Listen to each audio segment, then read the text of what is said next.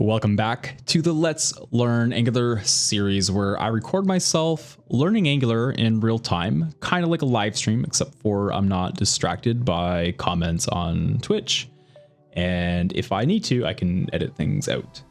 Anyway, this is episode number 10, where we are going to be updating our heroes. So in the last one, we learned how to get our heroes from a in-memory I guess you call it like an in-memory database, basically simulating fetching data from a server, like a backend API, only without having to spin up a whole backend and all that stuff. Lets us focus on the Angular part and get experience working with HTTP without having to make a backend. So that part was pretty cool. Today we're going to be updating our heroes, not just fetching them. But before we do that, I wanted to jump into Notion because I realize I haven't been doing a great job at coming back here and checking things off in our learning objectives, and we can check off quite a few now. So I would say we definitely are done the template syntax part. I mean, I'm sure there's a lot more stuff to it. Maybe there's not a lot more stuff. I don't know, but I mean, we know enough to build complicated UIs. We also, I mean, that was a huge section. That was like 3 videos handling navigation. So that's 100% done. Understanding services and how to inject them. I feel like we can check this one off. I kind of still want some clarification on just like, I guess the relationship, between what was it called? So you got injectors, services, providers. Yeah, I mean, it's very clear to services, but I keep not quite understanding the difference between injector and provider. It gets confusing. Sometimes they seem like they mean the same thing, and sometimes they don't. So I might spend some time after this tutorial because it doesn't seem like we're going to touch services much. Or dependency injection throughout the rest of this tutorial. So I might go back and just read the documentation. Handling state across multiple components. It doesn't seem like this tutorial is going to, well, are we handling state across multiple components? I don't know. I don't think we are. We are pulling in heroes in multiple places, but that's just going through like a service. And I have a feeling this tutorial is not going to walk us through that. So we might have to find something else to learn about that. And then understanding modules. I think we got a pretty good handle on that. And we did learn how to handle asynchronous behavior with those RxJS observables and the HTTP client just in the last video, right? And then deploying an Angular application is something we might look into after all this. And then might look into testing as well. And I don't know, I think I've documented most of the concepts that we've gone over good enough while going through here. These notes are mostly just for me anyway, but I thought it'd be interesting if you guys watched me kind of take notes live. And I don't think we really need anything new in our glossary of terms. There hasn't been anything that came up that I thought was confusing or worth noting. So let's get back into the tutorial. And actually also before we get started, like every other video, I forgot to make a commit in the very last, or at the very end of the last video. So, let me just take a quick look at what this was. We installed that in-memory database. We brought in the HTTP client module and set up the database. Actually, I did quite a bit without committing, which is, not what I normally do, but let's just compress this into one commit and we'll just say like refactor to grab heroes from in memory DB. We'll call it a day. I just won't worry too much about that. Okay. Close that. And then let's go back into the tutorial. So update heroes. Edit a hero's name in the detail view. As you type, the hero name updates the heading at the top of the page.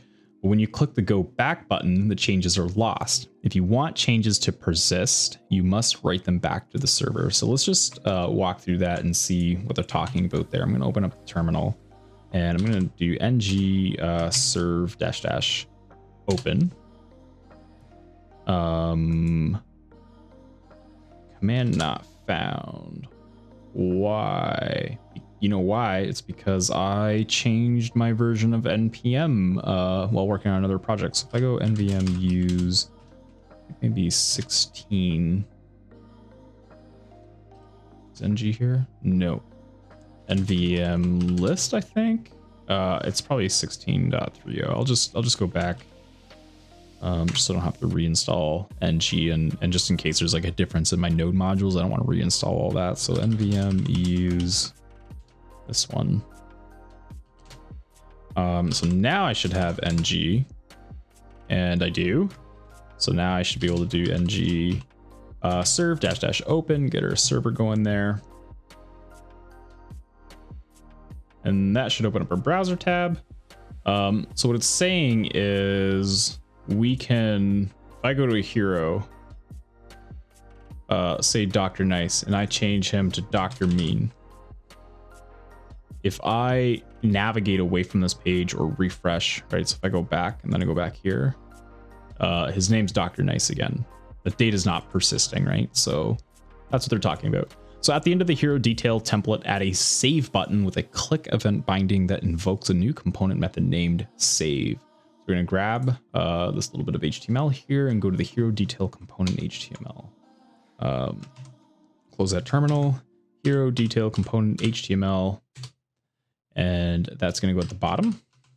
Go back into the tutorial and you can see this is red because we haven't added the save method yet. So it's going to probably be the next thing. In the hero detail component class, add the following save method, which persists hero name changes using the hero service update hero method, and then navigates back to the previous view. So we're just going to grab this whole thing and we'll give it a quick read. So if this dot hero, so basically if this thing's set, we're going to call it to our hero service, and we're going to call this new method that doesn't exist yet, called update hero. We're going to pass our hero in. We'll subscribe because it's going to return an observable. And whenever, I guess basically when this succeeds, we're just going to call this .go back. So let's go here, and I'm going to go to the hero detail component TS file, and we'll just go down below the go back method and paste that there. And then obviously we're going to have to add this method. Probably that's next. So add hero service update hero. The overall structure of the update hero method is similar to that of get heroes, but it uses HTTP put to persist the changed hero on the server. To persist the changed hero on the server. Add the following to the hero service. So we've got this update hero method takes a hero of type hero, and it's going to return an observable of any. Not sure why we're returning of any. Return this .http put this .heroes URL. So it looks like this put method takes a URL, and remember, here's URL is something that we defined in the last video. We'll take a look at that in a second. And we're passing in whatever the hero is that came in from the function arguments, and then we're setting our HTTP options. I don't think that's a thing we set up yet, so that's probably going to be another thing we have to do. And then we're calling .pipe. Remember, .pipe is just a way to like have a whole bunch of functions do some work as a value gets emitted from an observable. Basically, we use that so that we can tap, and tap is just giving us a way to do some work whenever that value comes in, but we're not modifying anything in the value, but we're just doing the log. Log, if you didn't remember, is talking to that message service that we set up like way back at the beginning of all of this. And then catch errors, calling our handle error. Again, that's something we set up in the last episode. It's calling update heroes. So I got this in my clipboard, I think. Now I do, for sure. We're going to go to the hero service. Should be able to just jump to, so you go to implementation. No implementation found. Really? Here we go. So yeah, we do have the heroes URL, but we don't have that HTTP options thing, so we're going to end up having to set that up.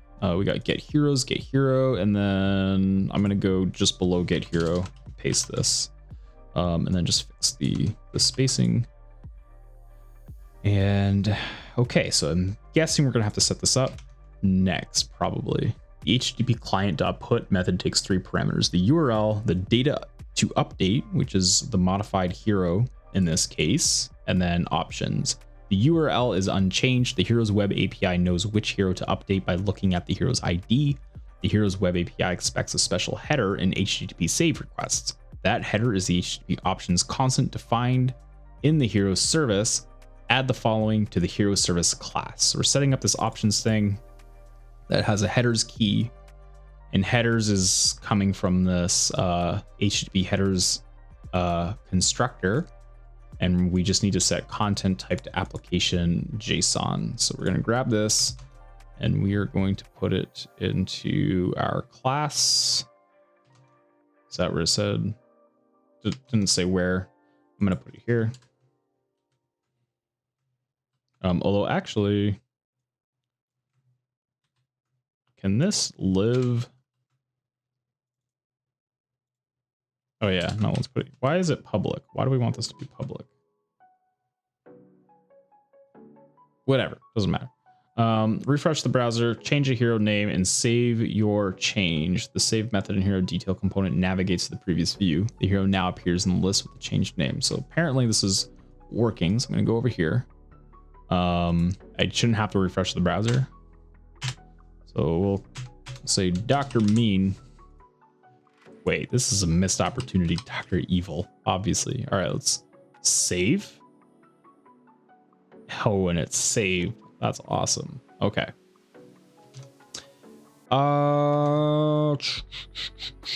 Let's go to the next step. So we did that, refreshed the browser and checked it out, and it's working. So now we're gonna work on adding a new hero. So how am I doing on time? Yeah, we can definitely do this. Adding new hero. To add a hero, this application only needs the hero's name. You can use an input element paired with an add button. Insert the following into the hero's component template after the heading. Okay, so we have this template, which has an input, and then it has a click handler, which is going to call some add method, which we'll have to create later, passing in hero name. Wait, what is this? This is new. We haven't seen that before. I wonder if this is like a form of binding an input to like a thing. So I don't have to actually make this a variable in the component or something. I mean, I'm guessing the tutorial is going to explain that, because that's a new thing. We haven't seen that before. But presumably this is like a binding between this and here. And we're just taking whatever the value is that got put in that input, passing it to our add method, which we'll probably create in a little bit. And then we are, oh, I see what we're doing here. So we're calling the method, and then we're saying hero name dot value equals. So then we're clearing it out. We're clearing the form, which you could also handle inside the add method itself, I guess, if this variable is like outside in the component, but I'm assuming we're not going to do that. So, oh yeah, let me grab that, and we'll go to the heroes component. So hero component HTML, and just at the bottom of this, I guess.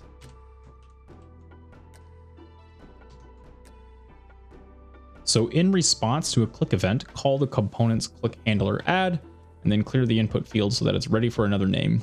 Add the following to the heroes component class. So is it not going to explain? Like, am I just blanking? Did I forget that it explained this in a earlier section of this tutorial? I don't remember seeing this. But yeah, anyway, we're going to grab this. We're going to go to that heroes component again and update that method. So we'll go hero component TS. We'll go right down here. Seems like a decent spot to me. And this is, let's see, it takes a name, it trims it, so gets rid of any empty white space at the end. And I guess this is basically protecting you against like if add gets called with an empty string, basically, then you just don't do anything, right? And then otherwise, if there are actually characters in this, then this.heroService.addHero, which isn't a method we have yet, and we pass it an object, which is just name key. Remember, this is shorthand. JavaScript can be a little terse and weird sometimes, but this is just shorthand for that. So we're passing an object with name, and we're as in TypeScript just means that this is actually going to be a hero, which is going to return an observable, and we're going to subscribe to that. We'll take the hero in, and TypeScript's complaining here because it thinks it's any, but it won't be in a little bit once we define that method. And then we're going to push that hero onto our heroes array. So that seems pretty straightforward. I'm gonna save that. Also, just real quick, I almost forgot to make a commit. So we did add basically here, these three files here. So service, hero detail component, and this here. Add update method for heroes. And now we're working on creating them. I'm going to close a bunch of these just to make room in our editor, switch back to the browser, and move on to the next section. So when the given name is non-blank, the handler creates a hero-like object from the name. It's only missing the ID and passes it to the service's addHero method. When addHero saves successfully, the subscribe callback receives the new hero and pushes it into the heroes list for display. Add the following addHero method to the hero service class. And this is making a post. So addHero takes hero as type hero, and it's going to return an observable of type hero. We're returning a call. We're returning the result of this.http.post of hero, and we're passing our hero URL in there. We're passing our hero, and then we're passing these HTTP options, which remember is just setting content type to be application JSON. That returns an observable, which we are calling .pipe, which I guess pipe also just returns, right? It does a whole bunch of work and then eventually returns an observable. So we're piping, we're doing a tap so we can log, and then doing some error handling here. So let's grab that, and I'll go over to the hero service again. Hero service TS. And let's just go down. Where do we want to go here? I want to go right there. I don't know why my formatting's not working the way that I feel like it's supposed to be working. So all of that looks good. Which also means if I go to the hero component TS file, there shouldn't be any syntax errors here. And then hero component HTML file should also be good now, which means we shouldn't have any compilation errors over here. And if I go down, I might even be able to, ooh, yeah, super awesome man. Let's add him. Huh, that's awesome. If I could be a superhero, I would be awesome man. Let me know if you know that song. All right, so we added a hero. Add hero differs from update hero in two ways. It calls HTTP client.post instead of put. It expects the server to generate an ID for the new hero, which it returns in the observable of hero to the caller. Refresh the browser and add some heroes. We already did that. So now, if I check out the time and just see how much more is there to do. So we're about 20 minutes, and I know a few of these have gotten close to an hour. A lot of them are like 40 minutes, but I've actually been trying to do like between 20 and 30. So let me take a quick look how. And then we search by name. Ooh, search by name actually looks like a pretty beefy one. So I think what we're going to do is we're going to finish our like CRUD, right? So we've done create, we've done read, we've done update. Let's do delete. And then we're going to call that an episode. And then I think when we get search by name, that probably will be one whole episode. So let's delete a hero. Each hero in the heroes list should have a delete button. Add the following button element to the heroes component template after the hero name and the repeated li element. I'm gonna make a commit real quick before I do that. So we add, let's see, add, what do we do? Create method to heroes. Muscle emoji. All right. We'll commit that. Close that over there and copy this. This is a. Oh yeah, you know what? I wanna just go over here. I don't know. Add a section here just for like questions, I guess, that have come up. So like questions. So one is, yeah, you know, what's the deal with? I guess it's like injectors and providers that I'm kind of confused on. Injectors, providers, but the other thing is I want to take note of what is up with like hero name inside an input. What's the name of that token slash syntax? Okay. We'll make these bullet points. Actually, you know what? In Notion, I kind of like these, especially when they're questions, because then you can close these and later on. It can be kind of like a quiz, because you can put the answer right here. Answer would go here. Pretty neat.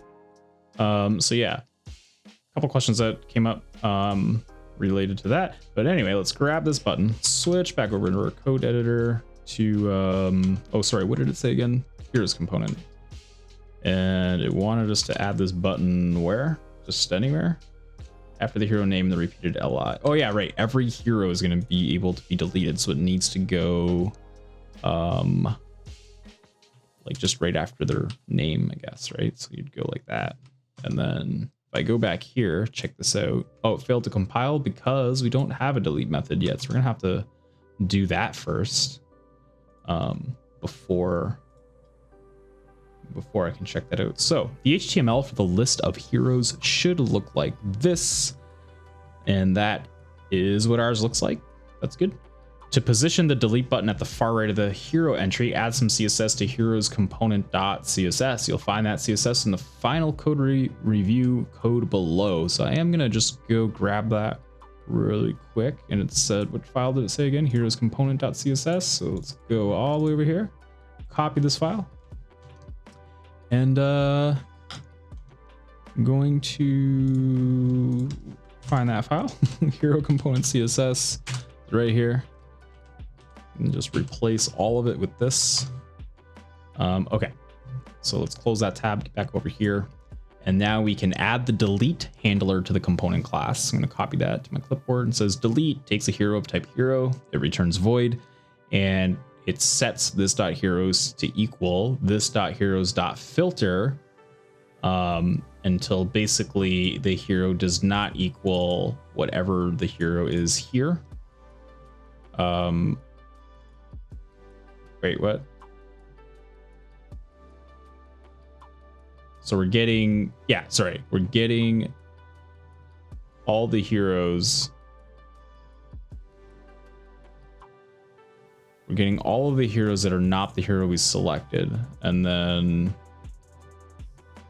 oh, right, I see, because we have to actually, like, we have an in-memory, we have two representations of the hero, right? There's the heroes that are off in the remote server, or like the remote server, quote unquote, our in-memory database, right? And we have to call delete out to that thing, to the API. We actually have an internal representation of heroes in memory, which we have to clean out first. So this is just removing the one that we're deleting in memory first, and then we're calling out to a service. I get it.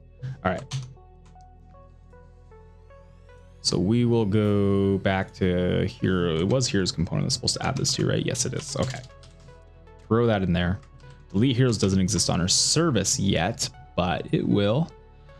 Although the component delegates hero deletion to the hero service, it remains responsible for updating its own list of heroes, which is just sort of the epiphany that I just had a second ago.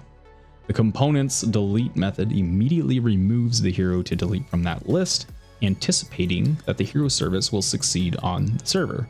That's really nothing for the component to do with the observable return by hero service.delete, but it must subscribe anyway. Little aside here, if you neglect to subscribe, the service will not send the delete request to the server. As a rule, an observable does nothing until something subscribes. Confirm this for yourself by temporarily removing the subscribe, clicking dashboard, then clicking heroes. You'll see the full list of heroes again. Well, we can't confirm that yet, Mr. Tutorial Author, because our app does not compile. So let's do that first, and then we'll try the thing that they said to try. So next, add a delete hero method to service, like hero service like this. So we've got this delete hero. It's going to take an ID of number. It's going to return an observable of hero. And then we're building up this URL, which is the hero's URL / whatever the ID is that got passed in here. And then we're going to return the result of this .http.delete of hero, pass in our URL that we built up. It's going to take some options, which is just setting content type to application JSON.